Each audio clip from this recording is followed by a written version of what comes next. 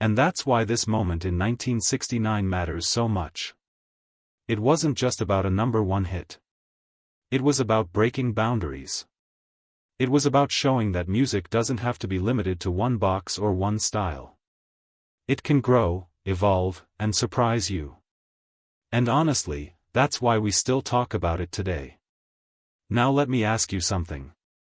If you could take inspiration from one artist, or even one genre, completely outside of what you usually like, who would it be? Seriously, think about it. Maybe you're into pop, but what if you borrowed something from jazz? Or maybe you love hip-hop, but you tried pulling a little bit of country into it. You never know. That mix might just create something incredible. Drop your answers in the comments, because I'd love to hear your ideas. And hey, if you enjoyed this little journey through music history, you're going to love some of the other stories we've got here. We dive into the hidden influences behind the songs you know and love, and sometimes, the stories will completely change the way you hear them. So make sure you stick around for that. If this video made you smile, or taught you something new, don't forget to hit that like button. If you're into these music deep dives, subscribe so you don't miss the next one. And if you want to be the first to know when we drop a new story, go ahead and ring that bell. Because if there's one thing we can take from the Rolling Stones back in 1969, it's that magic happens when two worlds collide. And honestly, that's a lesson that never gets old. Here's the cool part, and a lot of people don't know this. When the Stones first started working on the song, it was much softer. It was more acoustic, almost like a straightforward country track. Imagine Mick Jagger sitting there with an acoustic guitar, strumming a slow, twangy tune. That's how it started. But the Stones weren't about to release something that plain. That wasn't who they were. So they changed it. They added that unforgettable cowbell right at the beginning. They threw in those electrifying guitar riffs. And, of course, Mick came in with those rough, swaggering vocals that only he could pull off. Suddenly, the song transformed. It wasn't just country anymore. It wasn't just rock. It was this perfect blend that sounded completely new. And the reaction? People loved it. It exploded. Within weeks, it was #1 in the UK, #1 in the US, and climbing charts all over the world. This wasn't just another hit. It was proof that sometimes, the boldest risks bring the biggest rewards. The Stones had taken a chance, stepping outside their usual style, and it paid off bigger than they could have imagined. But here's the deeper lesson hiding in all of this. What made Honky Tonk Women so special wasn't just the catchy tune or the swagger. It was the way it bridged two worlds.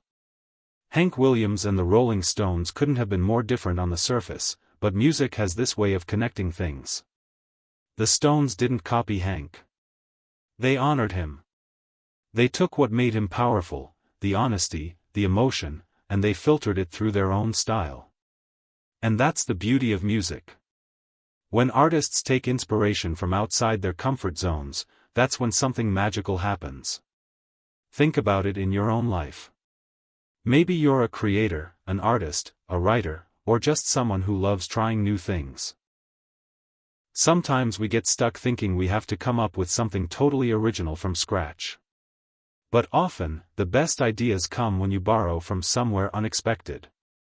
You mix it with your own style, and suddenly, you've got something brand new. That's exactly what the Stones did here. And that's why this song still stands tall decades later. Here's a fun fact that not everyone knows: Honky Tonk Women became a staple in their live shows. It wasn't just a hit on the charts. It became one of those songs that fans would wait for every time the band played. And when they hit those opening notes on stage, the crowd would just lose it. Even now, all these years later, Mick Jagger is still strutting across stages at 80 years old, and when this song comes on, it's like the energy in the room doubles. That kind of staying power doesn't happen by accident. It happens because the song speaks to something deeper than just a trend.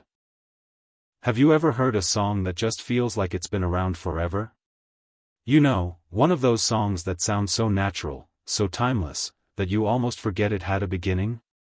Well, let's go back to this exact day in 1969, because that's when the Rolling Stones pulled off something incredible. They hit number one with a song that most people know and love, but what makes it fascinating is the inspiration behind it. It wasn't just rock and roll. It wasn't just blues. Believe it or not, this number one hit was inspired by none other than Hank Williams, the legendary country singer. Surprised? You're not alone. The Stones were known for being the wild bad boys of rock, the ones parents warned their kids about. But somehow, on this day, they took a little bit of country, mixed it with their rebellious style, and created something unforgettable.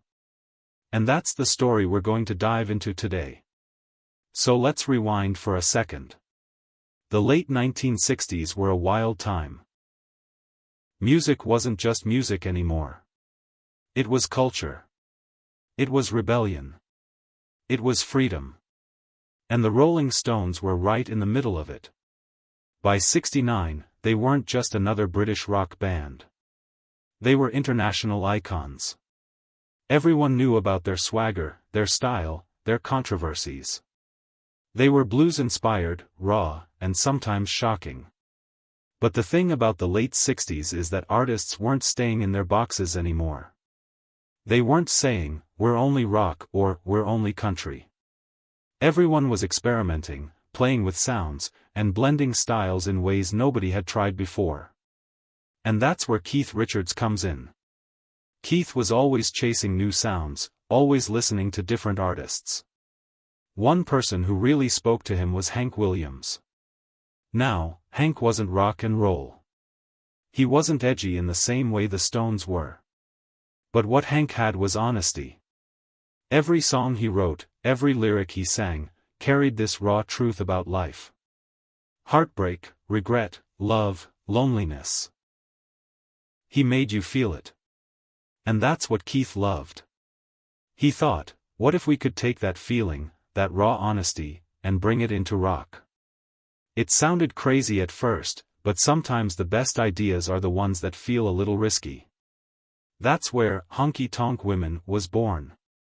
On this exact day in 1969, the world heard it, and almost instantly, it shot to the top of the charts.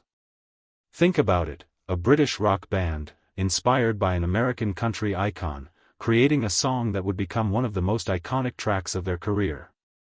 It's wild when you say it out loud, but that's exactly what happened. And honestly, it worked because the Stones didn't just copy Hank Williams. They didn't just play country music. They took the soul of it, the grit, the heartbreak, the storytelling, and they gave it their own twist.